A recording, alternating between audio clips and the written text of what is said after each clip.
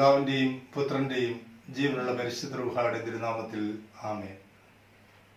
കർത്താവിനാൽ ഏറ്റവും സ്നേഹിക്കപ്പെട്ട പ്രിയ സഹോദരങ്ങളെ, കാൽവരിയിൽ ഉയർത്തപ്പെട്ട രക്ഷാകരമായ കുരിശുമരമായിരുന്നു ഇന്നലെ ദുഃഖവെള്ളിയാഴ്ചയിലെ ശ്രദ്ധാകേന്ദ്രം. ഇന്ന് നമ്മുടെ മുമ്പിൽ ഉയർന്നു നിൽക്കുന്നത് ജീവദായകമായ ഒരു കല്ലറയാണ്. നാളെ ഉത്ഥാനത്തിൻ്റെ ദിവസം ശൂന്യമായ കല്ലറ നമുക്ക് മുമ്പിൽ അനാവൃതമാകും.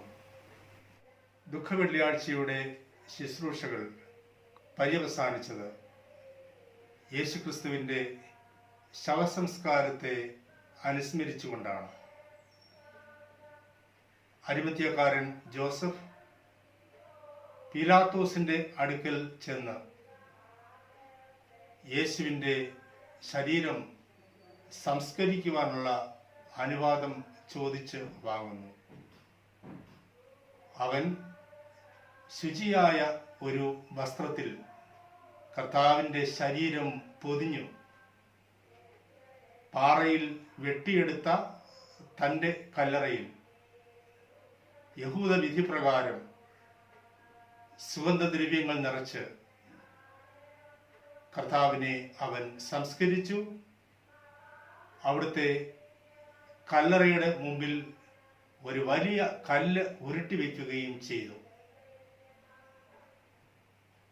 പിതാവേ, അങ്ങേ കരങ്ങളിലേക്ക് എൻ്റെ ആത്മാവിനെ സമർപ്പിക്കുന്നു എന്ന് പറഞ്ഞ് ജീവൻ വെടിഞ്ഞ് നാളെ ഉത്ഥാനത്തിൻ്റെ ദിവസം വരെയുള്ളതായ ഈ സമയം, അതായത് ഈ ദുഃഖ ശനിയാഴ്ച, വിശുദ്ധ ഗ്രന്ഥത്തിൽ സഭാപിതാക്കന്മാരുടെ പ്രബോധനത്തിൽ സഭയുടെ പാരമ്പര്യത്തിൽ നമുക്ക് വായിച്ചെടുക്കുവാനായി സാധിക്കും. വിശുദ്ധ പത്രോസ് ശ്ലീഹായുടെ 1-ാം ലേഖനം 3-ാം അധ്യായം 18-19 വചനങ്ങളിൽ നാം വായിക്കുന്നു. എന്തുകൊണ്ടെന്നാൽ ക്രിസ്തു തന്നെയും പാപങ്ങൾക്ക് വേണ്ടി ഒരിക്കൽ മരിച്ചു, അത് നീതിരഹിതർക്ക് വേണ്ടിയുള്ള നീതിമാന്റെ മരണമായിരുന്നു. ശരീരത്തിൽ മരിച്ച് ആത്മാവിൽ ജീവൻ പ്രാപിച്ചുകൊണ്ട് നിങ്ങളെ ദൈവസന്നിധിയിൽ എത്തിക്കുന്നതിന് വേണ്ടിയായിരുന്നു അത്. ആത്മാവോട് കൂടെ ചെന്ന് അവൻ ബന്ധനസ്ഥരായ ആത്മാക്കളോട് സുവിശേഷം പ്രസംഗിച്ചു. പത്രോസിന്റെ 1-ാം ലേഖനം തന്നെ 4-ാം അധ്യായം 6-ാം വചനത്തിൽ നാം കാണുന്നു. എന്തെന്നാൽ ശരീരത്തിൽ മനുഷ്യരെ പോലെ വിധിക്കപ്പെട്ടെങ്കിലും ആത്മാവിൽ ദൈവത്തെ പോലെ ജീവിക്കുന്നതിന് വേണ്ടിയാണ് മരിച്ചവരോട് പോലും സുവിശേഷം പ്രസംഗിക്കപ്പെട്ടത്. കർത്താവായ യേശു ക്രിസ്തു തൻ്റെ ജീവൻ വെടിഞ്ഞ് മരണത്തെ പുൽകി അവൻ പാതാളത്തിലേക്ക് ഇറങ്ങിച്ചെന്ന് സകല പരേതരോടും വിമോചനത്തിൻ്റെ സദ്വാർത്ത സുവിശേഷം പ്രസംഗിച്ചു എന്നാണ് വചനം ഇവിടെ സാക്ഷിക്കുന്നത്. അപ്പസ്തോലന്മാരുടെ വിശ്വാസ പ്രമാണത്തിൽ നാം നിരന്തരം ഏറ്റുചൊല്ലാറുണ്ട്, അവൻ മരിച്ച് അടക്കപ്പെട്ട് പാതാളത്തിലേക്ക് ഇറങ്ങി മരിച്ചവരുടെ ഇടയിൽ നിന്ന് 3-ാം നാൾ ഉയർത്തെഴുന്നേറ്റു എന്ന്. അതുപോലെ പുരാതനമായ നിക്കോദേമോസിന്റെ സുവിശേഷം എന്ന അപ്രമാണിക ലേഖനത്തിൽ നാം കാണുന്നുണ്ട്, യേശുക്രിസ്തു മരിച്ചവരുടെ ഇടയിലേക്ക് ഇറങ്ങിച്ചെന്നപ്പോൾ ആദി മാതാപിതാക്കളായ ആദവും ഹവ്വയും മുതൽ പരേതരായ സകലരും അവിടുത്തെ സന്നിധിയിലേക്ക് ആനയിക്കപ്പെട്ടു. അവർ പുനർജീവനം, രക്ഷയിലേക്കുള്ളതായ തങ്ങളുടെ വാതിൽ തുറന്നു കിട്ടി കർത്താവിൻ്റെ കുരിശിലൂടെയുള്ള രക്ഷയിൽ അവർ പങ്കുകാരായി എന്ന്. അതുപോലെ സഭാപിതാക്കന്മാർ നമുക്ക് നൽകുന്ന ഒരു പ്രബോധനമുണ്ട്. അതായത് യേശുവിൻ്റെ മരണത്തിൻ്റെ, അവിടുത്തെ കബറടക്കത്തിൻ്റെ അവസരത്തിൽ സ്വർഗസേനകളും മാലാഹാവൃന്ദവും അവർ ഉച്ചത്തിൽ ഉദ്ഘോഷിച്ചു, നീ ദൈവമാകുന്നു, നീ ബലവാനാകുന്നു, നീ മരണമില്ലാത്തവനാകുന്നു എന്ന്. മനുഷ്യനെ പോലെ നീ മരിച്ചു എങ്കിലും നീ ദൈവമാകുന്നു. ബലഹീനനെ പോലെ നീ കാണപ്പെടുന്നു എങ്കിലും നീ ബലവാനാകുന്നു. മരിച്ചവനെ പോലെ നീ മരണത്തെ പുലുകിയെങ്കിൽ നീ മരണമില്ലാത്തവനാകുന്നു. ഈ സ്വർഗസേനകളോടും മാലാഹാവൃന്ദത്തോടും ചേർന്ന് കർത്താവിന്റെ സഭ ഉച്ചത്തിൽ ഉദ്ഘോഷിക്കുന്നു, ഞങ്ങൾക്ക് വേണ്ടി ക്രൂശിക്കപ്പെട്ടവനെ ഞങ്ങളെ അനുഗ്രഹിക്കണമേ എന്ന്.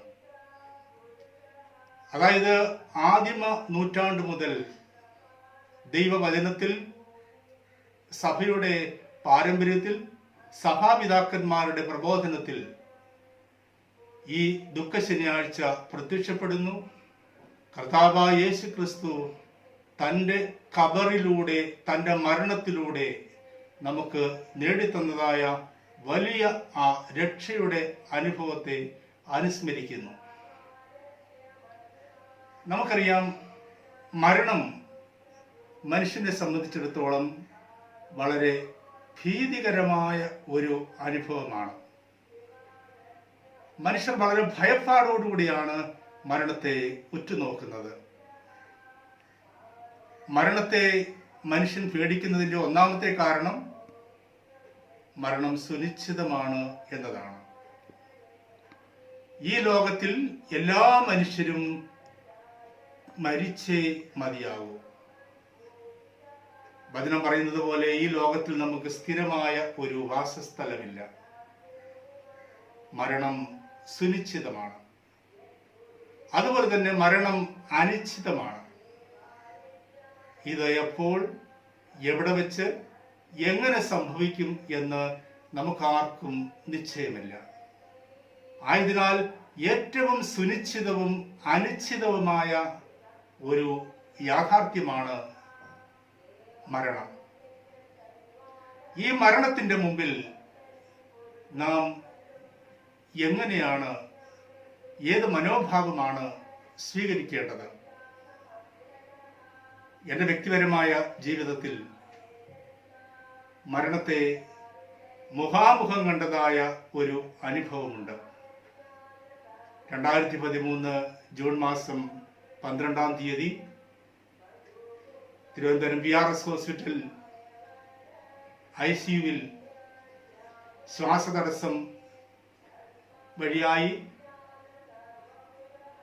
രക്തത്തിലെ ഓക്സിജന്റെ അളവ്, സാച്ചുറേഷൻ റേറ്റ് വളരെയധികം താണ് മരണത്തിനും ജീവനും മധ്യയുള്ളതായ നൂൽപാലത്തിലൂടെ കടന്നുപോയ ഒരനുഭവം ഉണ്ടായിട്ടുണ്ട്. ആ സമയത്തെ ഞാൻ ഒന്ന് ഓർത്തെടുക്കുമ്പോൾ ഒരുപക്ഷെ എൻ്റെ ജീവിതത്തിൽ ഞാൻ ഏറ്റവും അധികം സമാധാനവും സന്തോഷവും അനുഭവിച്ച നിമിഷങ്ങളാകാം. കാരണം 23-ാം സങ്കീർത്തനത്തിൽ നാം വായിക്കുന്നത് പോലെ, മരണത്തിന്റെ താഴ്വരയിലൂടെ ഞാൻ നടന്നു നീങ്ങിയാലും അങ്ങ് കൂടെയുള്ളതിനാൽ ഞാൻ ഒരു അനർത്ഥവും ഭയപ്പെടുകയില്ല.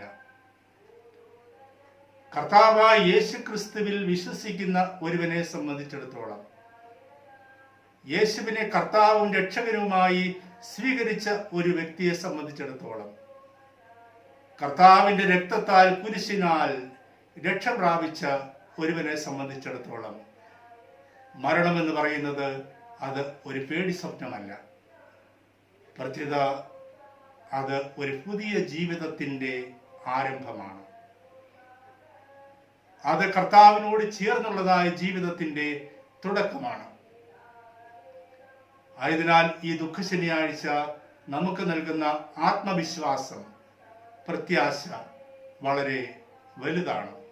പൗലോസ് അപ്പോസ്തലൻ കൊരിന്ത്യർക്ക് എഴുതിയ 1-ാം ലേഖനം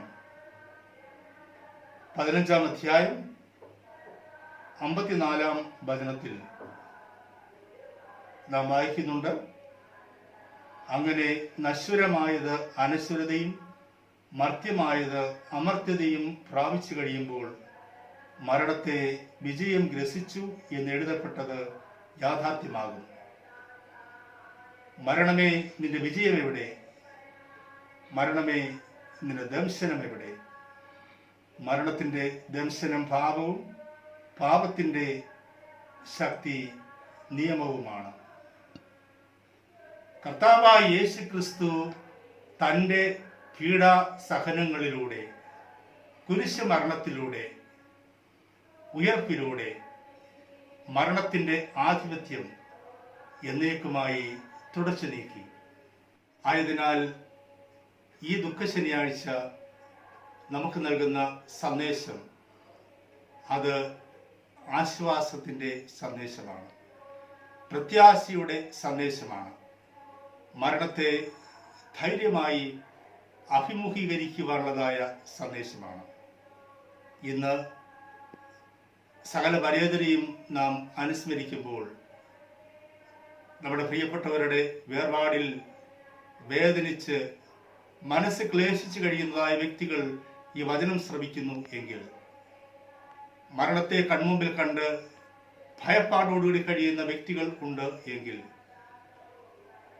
ഈ ദുഃഖശനിയാഴ്ച കർത്താവായ യേശു ക്രിസ്തുവിന്റെ കല്ലറയിലേക്ക് നോക്കിക്കൊണ്ട് അവിടുന്ന് മരിച്ച് അടക്കപ്പെട്ട് പാതാളത്തിലേക്ക് ഇറങ്ങി മരിച്ചവരോട്